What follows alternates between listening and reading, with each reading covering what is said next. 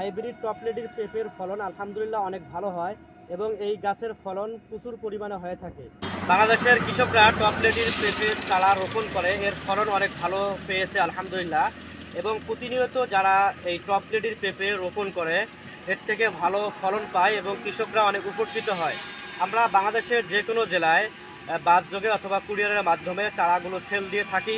আপনারা ক্রয় করতে চাইলে আমাদের স্ক্রিনে দেওয়া নাম্বারে অবশ্যই যোগাযোগ করবেন। আমরা বাংলাদেশের যে কোনো জেলায় হাইব্রিড হাইব্রিড টপলেটি পেঁপের চারাগুলো সেল দিয়ে থাকি এবং এবং আমাদের কাছে আরও বিভিন্ন প্রকারের পেঁপের চারা রয়েছে।